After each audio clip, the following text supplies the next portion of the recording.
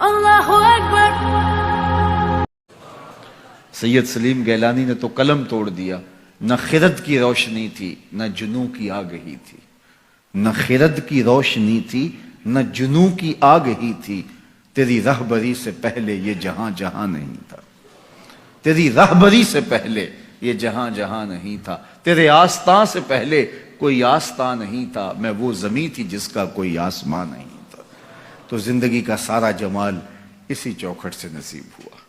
تو اس لیے ایک دن کا یا ایک شب کا محفل میلاد محدود نہیں رکھنا، بلکہ اپنی پوری زندگی پر محفل میلاد کو پھیلا لینا ہے۔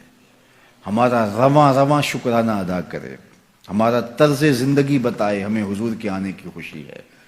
اگر ان کے آنے کی مسرت ہے اور ان کے آنے کی خوشی ہے تو پھر ہمارا طرز زندگی کیوں نہیں بتاتا کہ ہم خوش ہیں؟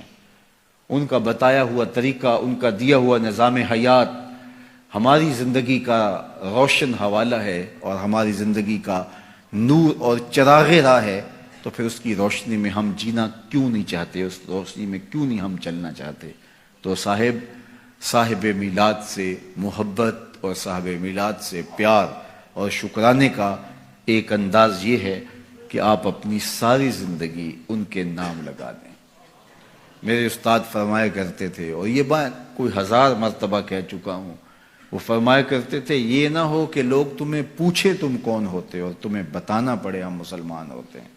فرمایا کرتے تھے صاحب نہ کسی کو پوچھنا پڑے نہ تجھے بتانے کی نوبت آئے، تمہاری وضع قطع ایسی ہو تم دور سے آ رہے ہو، لوگ پہچان کے کہیں وہ دیکھو محمد عربی کا غلام آ رہا۔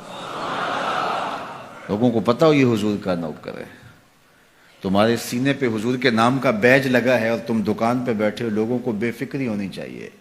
اب اس سے 2 نمبر مال نہیں مل سکتا، یہ حضور کا عاشق ہے، کیونکہ اس کے سینے پہ حضور کے نام کا بیج لگا ہوا ہے۔ یہ کبھی بھی نہیں ہو سکتا جھوٹ بولے، یہ کبھی بھی نہیں ہو سکتا کم تولے، اس لیے کہ اس کے سینے پہ نام میرے حضور کا لکھا ہوا ہے۔ تو آپ کا عشق آپ کی صداقت کی دلیل بن جائے، آپ کا عشق آپ کے وعدہ پورا کرنے کی دلیل بن جائے۔ میرے حضور تو کسی سے وعدہ کرتے ہیں کہ میں تیرے آنے تک یہاں کھڑا ہوں، اور وہ جا کے بھول جاتا ہے، اور آقا کریم 3 دن تک کھڑے ہیں، 3 دن تک قضائے حاجت کے لیے جاتے ہیں، پھر آ کے کھڑے ہو جاتے ہیں۔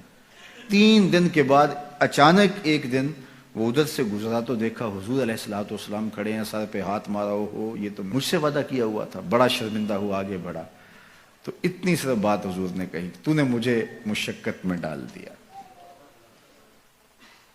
غلطی اس کی ہے، حضور نے کہا میں کھڑا ہوں اور وہ جا کے بھول گیا۔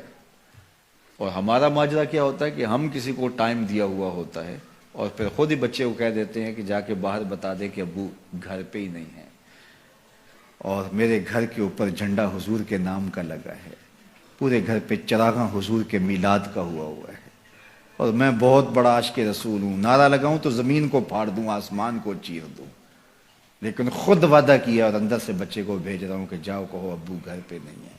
تو صاحب میں عاشق رسول نہیں ہوتا، میں کوئی اور ہوتا ہوں۔ عشق وعدوں کی پابندی کا درس دیتا ہے تمہیں، تو ان کے طرز زندگی کو اختیار کرے، ان کے بتائے ہوئے طریقے کو اختیار کرے۔